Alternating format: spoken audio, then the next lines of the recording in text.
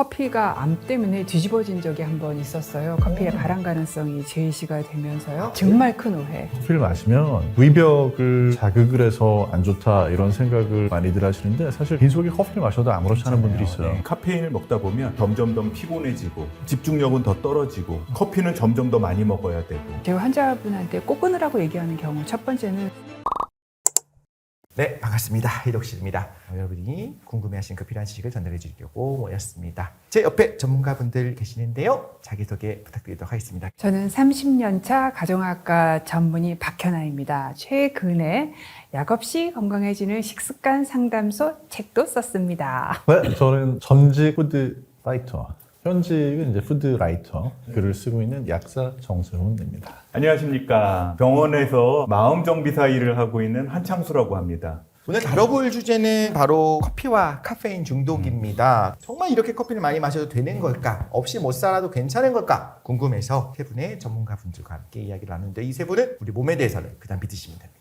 저는 아침에 일어나면 커피 머신 있잖아요. 캡슐 넣고 누르면 나오는 거. 그거를 먼저 눌러놓고 세수하고 출근 준비하고 나옵니다. 그러고 나면 텀블러에 담아서 출근을 해요. 커피 안 들고 내려가면 정신이 좀 덜 맑은 것 같은 그런 느낌을 받죠. 중독자네. 약사님 어떠신가요? 그래서 저는 이제 아침에 일어나는 이유가 커피를 마시려고. 7시에 일어나면 7시에 커피를 마시고 싶어서 일어나는 거고 8시에 일어나면 8시에 커피를 마시고 싶어서 일어나는 거예요, 저는. 저는 뭐 전공의 때는 10잔까지도 마셨고요. 근데 어느 날 가슴이 너무 뛰어서 부정맥 검사를 했어요. 그랬더니 알고 보니까 이게 커피를 너무 많이 마셔서 가슴이 뛴 거더라고요.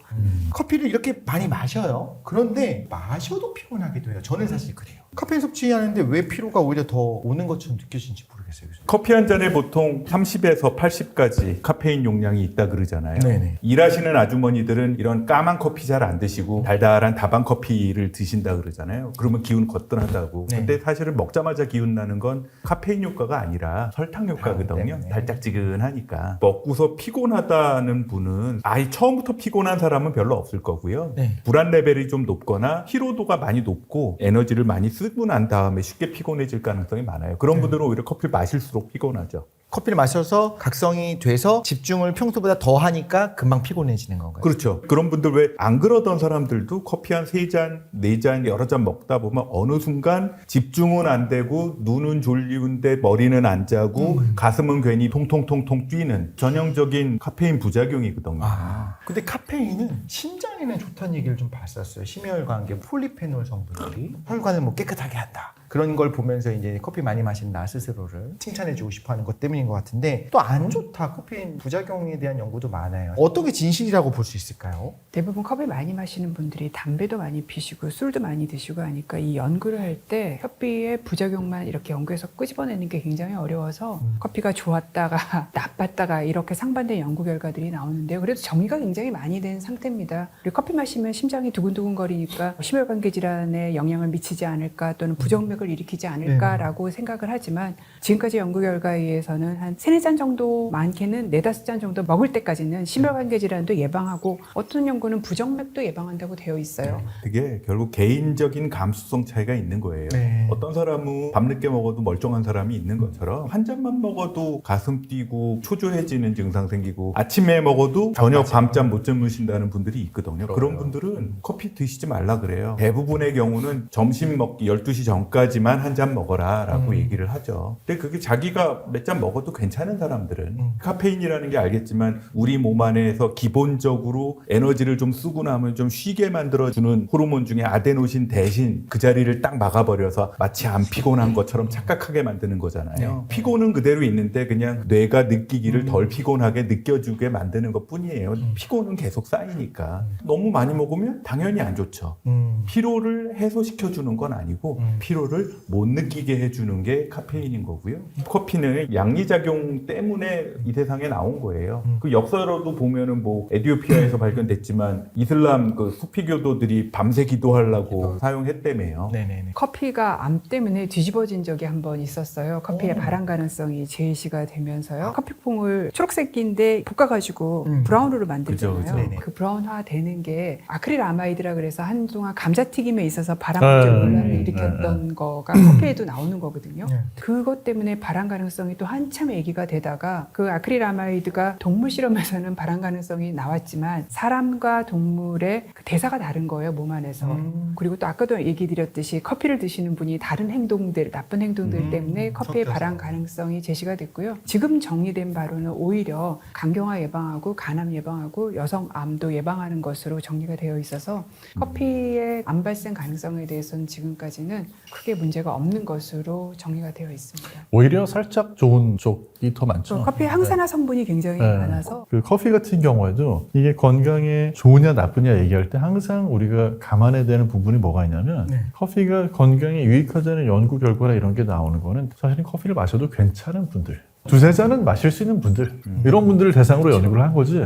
커피를 한 잔만 마셔도 난리가 나는 분이, 그런 분들은 그냥 디카페인을 드셔도 카페인 때문에 문제가 생기는 거니까. 네. 그러니까 되게 재밌는 거는 커피에 대한 그런 연구들이 정확히 인과관계인지 그냥 단순한 상관성이 있는 건지 알 수 없지만 잔수가 많아지면 많아질수록 좋아지는 건 아니고 일정한 한계가 있어요. 하루에 400mg을 넘어가게 되면 유익한 것처럼 보였던 게 이제 해로운 쪽으로 가거든요. 뭐든지 과하면 결국은 부작용이 나오는 네. 거니까. 비타민 같네요. 근데 이제 다만 커피 자체는 예전에는 이거를 그냥 카페인 음료로만 생각을 해서 건강에 해롭다고 얘기하는 그런 교과서적인 얘기 되게 많았는데 최근 몇십 년 사이에 연구들이 되게 많이 쌓였고 네. 2007년에 논문이 또 하나 나왔는데 커피의 이 한 잔에 의외로 수용성 섬유질이 많게는 250ml면 1.5g까지 들어있다는 거예요. 그런데 이제 수용성 섬유질도 건강에 아직까지 정확하지는 않은데 유리한 쪽이 아니겠느냐 뭐 이런 얘기도 나오고 이제 전하고는 좀 커피에 대해서 다르게 보는 그런 것들을 이제 좀 연구를 하고 있죠. 근데 이제 이거 좋은 점인 거고 네. 아까도 얘기했지만 기존에 있는 뇌신경 호르몬 중에 아데노신을 카페인이 대체해서 마치 아데노신인 것처럼 쉽게 말하면 우리 집에 와서 우리 독실님이 한창수인 것처럼 해가지고 집을 이렇게 약간 느리게 만드는 그런 건데 이게 정상 성인들한테는 큰 문제를 안 일으키는 거예요. 네. 근데 노인들이라든지 특히 논문들에 보면 이제 막 자라나는 신경들 아직 완전히 자리 잡지 않은 원래 신경이라는 게 많이 생겼다가 가지치기 잔뜩 해가지고 자리를 잡게 만드는 과정이 어린 시절에 지나가는데 네. 그때 카페인을 너무 많이 먹으면 이 신경 안정에 좀 문제가 있다. 그래서 옛날 어른들이 니들은 아직 커피 먹는 거 아니야 라고 맞아요. 얘기하는 게 네. 과학적인 근거도 있다는 얘기죠. 맛있는 거 오랜만에 먹고 네. 싶어 하는 줄 알았는데 그게 아니고. 그럼요. 더군다나 이 커피라는 게 일종의 정신자극제. 정신과 교과서에 보면 약물 중독에 대해서 공부하는데 뒤편에 니코틴과 더불어서 카페인이 있어요. 카페인을 먹다 보면 커피 먹는 분들이 담배 땡기는 것처럼 커피에 익숙해진 분들은 각성제를 찾고요. 네. 옛날에 타이밍이 알아요? 타이밍? 시험 공부하는 애들을 유혹을 해서 밤샐 수 있게 만들어주는 약이 옛날에 약국에서 팔던 게 그렇죠. 있었어요. 그래요. 네, 카페인. 예. 근데 그런 각성제 중독을 되게 만드는 효과가 청소년들과 젊은이들한테 있는 경우들도 있을 수가 있고 원래 각성되고 나면 그 다음에 쉬고 싶잖아요. 그렇죠. 그러면 그 쉬게 만드는 약물에 또 접근을 하게 만드는 게 있습니다. 대마초라든지 네, 그쵸. 긴장을 풀어주는 안정제 중독이라든지 이게 커피 중독 가지신 분들하고 같이 가는 경우들이 경우들이 많아요. 있다. 한 사람이 긴장을 하게 만드는 커피와 긴장을 풀어주는 약물을 동시에 중독돼 있는 거죠. 정말 많이 과다하게 섭취한다면 어떤 부작용이 보고된 것들이 있나요, 박사님? 프랑스의 극작가 발자크인가 그분이 하루에 뭐 50잔씩 마셨다는 전설적인 이야기가 전해지는데요. 사실은 이제 하루에 50잔, 60잔을 마시면 치사량이죠. 커피가 뭐 좋냐 나쁘냐 이걸 얘기하기 전에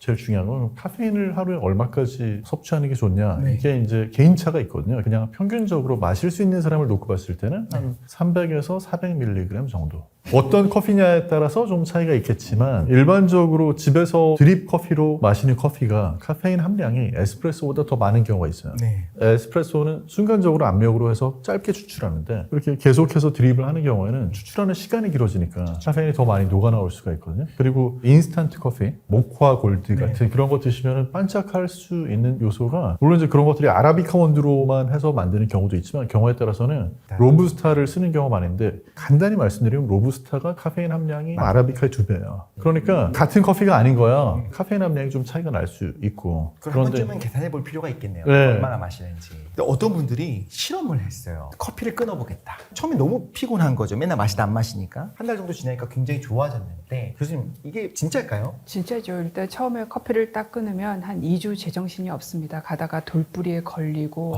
물건 떨어뜨리고 한 일주일 엄청 그러다가 한 2주 정도 지나면 괜찮고요. 한 달 정도 되면 수면이 굉장히 좋아지시죠. 그리고 이렇게 역류되면서 위험도. 영수시동이 심해지는 그런 증상들도 좋아지시고요. 그다음에 혹시 이제 커피를 먹었다 불안감이 있었던 분들은 불안감, 가슴띵 이런 것도 다 좋아지시죠. 안 먹을 수 있으면 안 먹는 게 더 좋습니다. 그리고 불편하지 않으면 마셔도 되고요. 내가 불편한데 계속 마시는 그게 최악인 거죠. 이거 하나 끊었을 뿐인데 여드름도 사라지고 뭐도 사라지고 막 그런 식으로 얘기를 하더라고요. 근데 이게 진짜일까? 저도 보다 보면 이게 커피 때문일까 사실 궁금할 때가 있어요. 그게 뭐 예를 들어서 볶으면서 생겼든 커피에 무슨 뭐 진균 독소가 있네. 뭐 아직도 네. 많아요, 유튜브에. 네, 그 네. 유튜브나 이런 데 되게 많은데 그런 거 얘기하는 분들은 대체로 그런 게 없는 커피를 또 만들어서 팔아요. 본인들의 주장에 따르면 이제 다른 거에는 있고 자기네 건 없대.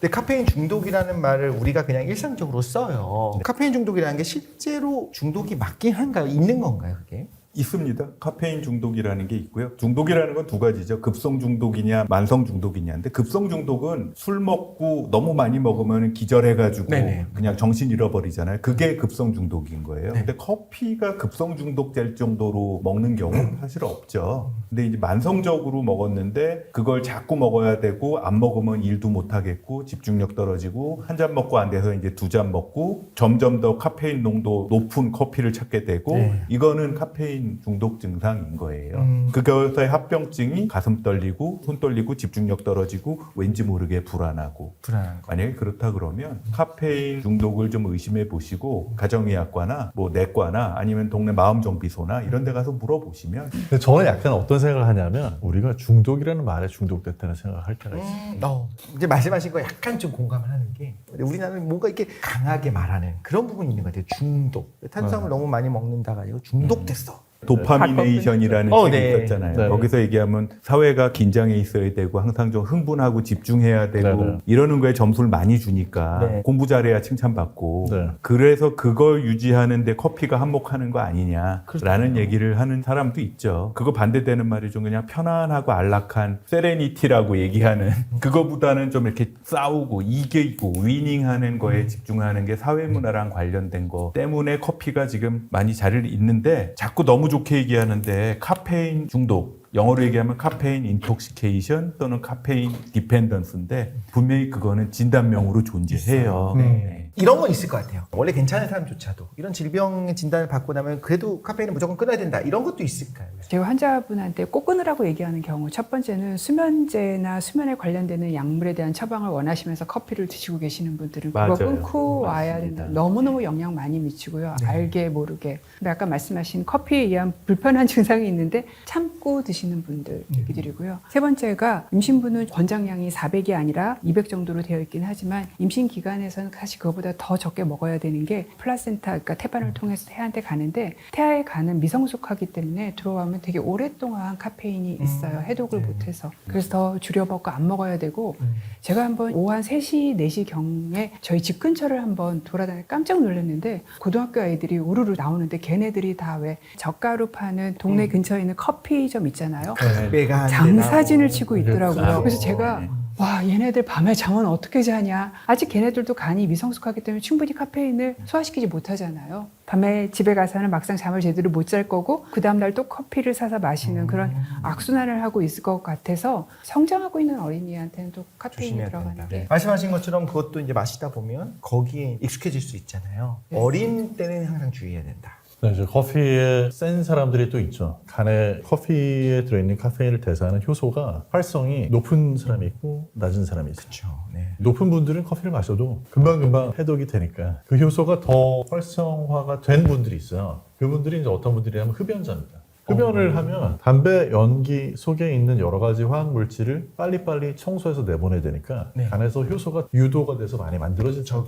원래 흡연이라는 것 자체가 간을 활성화를 시켜가지고 간으로 나가는 것들을 빨리 나가게 만들거든요. 그래서 정신질환자 중에도 조현병 계열의 그 정신병 약을 드시는 분들이 먹으면 이제 부작용 중에 약간 멍한 증상들이 있는 경우들이 있잖아요. 그분들이 그래서 흡연을 그렇게 많이 하는 경우가 있어요. 그 흡연을 하면 금방 대사가 돼버리니까 효과가 떨어지는 치료 효과는 떨어지는 거죠. 커피를 흡연하면서 엄청 많이 마시던 분이 어느 날 갑자기 금연을 하면 커피를 양을 줄이지 않으면 밤에 잠 못 잘 수 있죠. 근데 또 반대로 여성분들 경우에는 피임약 중에서 여성 호르몬, 에스트로겐 같은 게 함량이 높은 거를 복용 중이라든지 네. 또는 뭐 임신을 한 경우에도 사실 좀 줄여야 되는 게 에스트로겐 같은 경우는 경우에 따라서는 네. 아까 그 효소를 낮춰요. 그러니까 평상시하고 똑같이 마시면 대사가 돼서 빨리 청소돼서 없어져야 되는데 그렇지 못하니까 더 예민해질 수 있거든요. 근데 저는 또 외래에서 환자분들이 눈밑 떨린다고 많이 오세요. 네. 일부는 중풍을 걱정하시고 그런데 사실 그런 분들 중에 커피 드시는 분 되게 많으세요. 커피 끊으면 좋아지는 분 많아서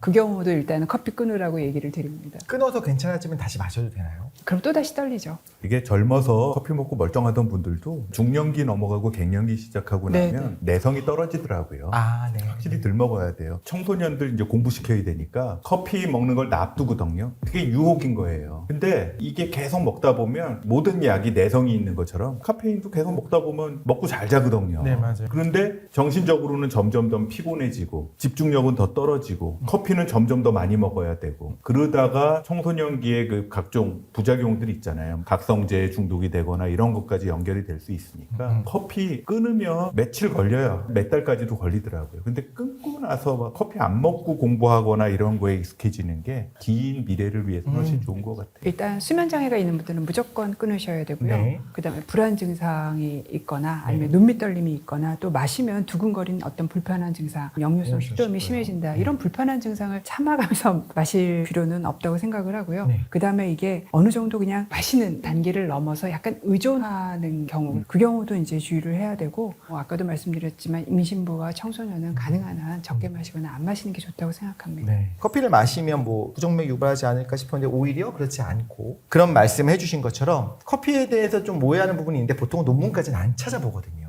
많은 분들이 뭘 생각하시냐면 커피를 마시면 위벽을 자극을 해서 안 좋다 이런 생각을 많이들 하시는데 사실 위벽 자극해서 위 점막을 손상시키거나 이런 거는 소염진 통제 같은 약이 오히려 대표적이고 커피는 그거보다는 말씀하신 것처럼 커피에 있는 그런 유기산이나 이런 것들에 예민한 분들이 아래쪽에 조여주는 괄약근이 느슨해지면서 위식도 역류 증상이 좀 나타나는 경우가 있거든요. 전체로 따지면 한 50%? 나머지 50%는 빈속에 커피를 마셔도 아무렇지 않은 분들이 있어요. 네. 근데 원래부터 그런 위궤양이나 이런 게 있었던 분이랑 좀 다를 수 있겠지만 의외로 술이나 수염진 통제처럼 위벽을 긁어놓지는 않아요. 정말 큰 오해. 술 드시고 커피 마시고 집에 들어가시는 분 있어요. 깨기 위해서. 네. 그런데 사실 술은 중추신경계 억제제고 네. 커피는 이거를 자극하는 성분이기 때문에 잠깐 좋아집니다. 하지만 그분들의 목적은 음주 단속을 피하시기 위해서 생각하시는 분이 많은데 간에서 해독하는 속도를 빠르게는 절대로 못하기 때문에 아무리 술 드시고 커피 드셔서 정신이 말짱해도 혈액의 알코올 농도는 높아져 있는 상태라서 절대로 운전하시면 안 됩니다. 커피는 술을 깨우지 못합니다. 술을 먹으면 워낙에 수면 구조가 깨져서 일찍 깨는데 네. 커피를 먹고 자면 그것 때문에 더 일찍 깨져. 그건 최악의 어떤 수면 질이 나타날 수 있겠네요.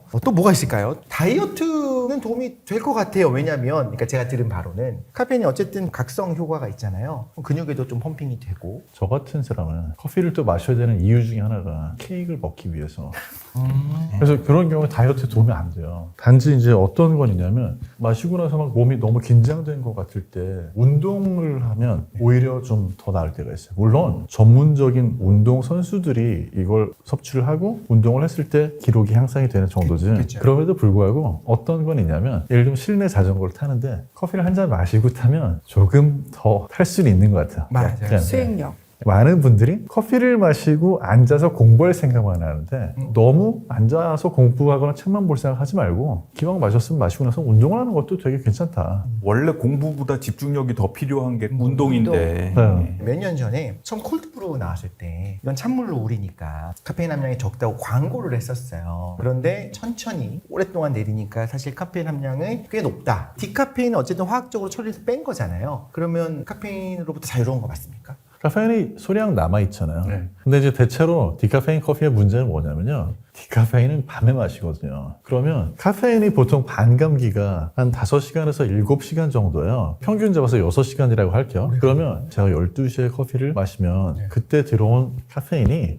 6시가 됐을 때 다 나간 게 아니고 절반이 남아있는 거예요. 절반이 남아있는데 디카페인을 탁 마셔. 절반 남아있는 거에 얘가 더해지잖아요. 그러니까 나 디카페인 마셨는데 잠이 안 오는데? 하는 분들이 얘기를 들어보면 하루 종일 디카페인을 마신 게 아니야. 아침에 마시고 점심 마시고 저녁 딱 돼가지고 지금은 이제 디카페인 마셔야지. 근데 아직 다 안 사라진 거에 더해지잖아요. 밤에 커피 한 반 잔 마신 거랑 비슷하게 되는 거예요. 결국 누적된 합이.